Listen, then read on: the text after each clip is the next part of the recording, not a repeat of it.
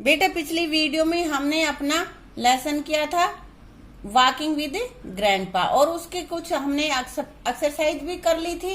अब हम उसका आगे का जो पोर्शन बचा हुआ है उसको करते हैं और अब शुरू करते हैं ग्रामर पोर्शन। ग्रामर पोर्शन में बेटा ये कह रहा है a sentence has two part. एक सेंटेंस के, एक वाक्य के दो पार्ट होते हैं, एक सब्जेक्ट होता है और एक प्रेडिकेट होता है। ठीक है बेटा, दो पार्ट्स में बटी हुई होती है। तो ये कह रहा है कि सब्जेक्ट क्या होता है, the subject is the thing और person that sentence is about. की पर्सन वो होता है, सब्जेक्ट वो होता है जिसके बारे में भी वो सेंटेंस कहा गया है, वही हमारा सब्जेक्ट होता है। और बाकी का जो भी बच गया है, the rest predicate is the rest of the sentence. Subject को छोड़ के बाकी जो सेंटेंस बच गया वो सारा प्रेडिकेट होता है। तो एक सेंटेंस के दो पार्ट हो गए, सब्जेक्ट और प्रेडिकेट। जिसके बारे में कहा गया है वो तो सब्जेक्ट, और जो चीज कही गई है यानी कि सब्जेक्ट के बाद जितना भी सेंटेंस बचेगा वो सारा प्रेडिकेट होता है। तो हम यहाँ पे लेते हैं एग्जाम्पल, कह रहा है या सर्कल द सब्जेक्ट। सब्जेक्ट को हमें सर्कल करना है एंड अंडरलाइन द प्रेडिकेट, और जो प्रेडिकेट है उसको हमें अंडरलाइन करना है। तो यहाँ पे है ग्रैंडफादर वॉक्स स्लोली। ग्रैंडफादर दादाजी, यहाँ पे ये हमारा सब्जेक्ट है। किसके बारे में कह रहे हैं हम, वॉक स्लोली। कौन चल रहा है स्लोली, धीरे धीरे। फादर चलता है, ग्रैंडफादर चलता है ना, इसलिए ग्रैंडफादर सब्जेक्ट हो गया और जो बच गया वो सेंटेंस हमारा प्रेडिकेट, ये प्रेडिकेट है। इसी तरह से अगला हमारे पास है she sang a beautiful song. She subject यही है ना, वो सुंदर गाना गाती है। गाना गाती है किसके बारे में कहा गया है, वह उस लड़की के बारे में, इसलिए सी यहाँ पे सब्जेक्ट है और सेंग ए ब्यूटीफुल सॉन्ग ये हमारा क्या है, प्रेडिकेट। ठीक है।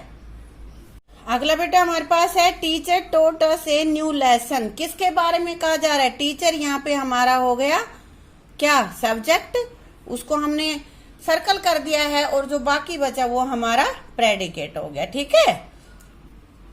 अगले में Geeta speaks English fluently. Geeta फर्राटेदार इंग्लिश बोलती है, उसके कहीं भी नहीं अटकती। तो गीता के बारे में कहा जा रहा है ना, गीता यहाँ पे सब्जेक्ट है और स्पीक्स इंग्लिश फ्लुएंटली ये हमारा है प्रेडिकेट।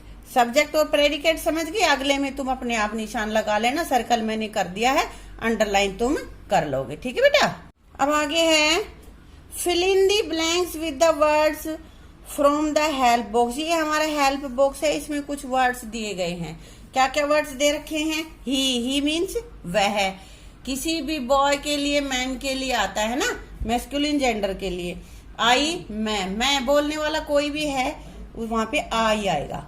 दे जो कोई थर्ड पर्सन है, प्लूरल, दे मीन्स वे, वहां पे दे आता है। वी मीन्स हम। इट मीन्स यह, ये किसी थिंग्स के लिए आएगा, किसी भी थिंग के लिए इट आता है। पर्सन होगा तो ही सी आ जाएगा और कोई थिंग है तो इट आएगा, और सी किसी गर्ल के लिए। ठीक है। तो अब हम इनको भर के देखते हैं। यहाँ पे देखो, टीना इज ए गुड गर्ल। टीना एक अच्छी लड़की है। अब दोबारा से यहाँ पे हमने ये खाली जगह पड़ी थी बेटा, मैंने भर दिया इसमें। दोबारा से टीना लिखने की बजाय हमने यहाँ पे लिखा है she is my friend. Tina girl है ना, इसलिए हम यहाँ पे सी भरेंगे, ही नहीं भरेंगे, ना इट भरेंगे, क्योंकि ये कोई थिंग नहीं है। इट आएगा थिंग के लिए और ही आएगा किसी बॉय के लिए, इसलिए यहाँ पे आएगा सी इज माई फ्रेंड।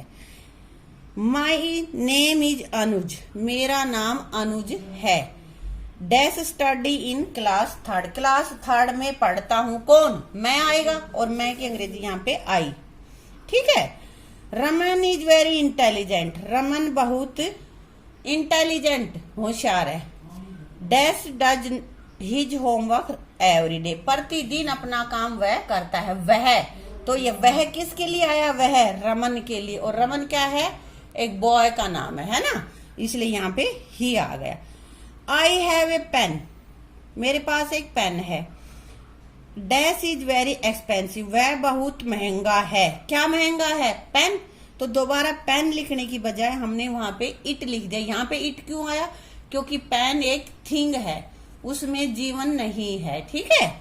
अब आगे हमारे पास है I have 5 members in my family. मेरे परिवार में 5 सदस्य हैं। फैमिली मीन्स परिवार, तो मेरे परिवार में 5 सदस्य हैं, यानी कि घने हैं, एक से ज्यादा है ना।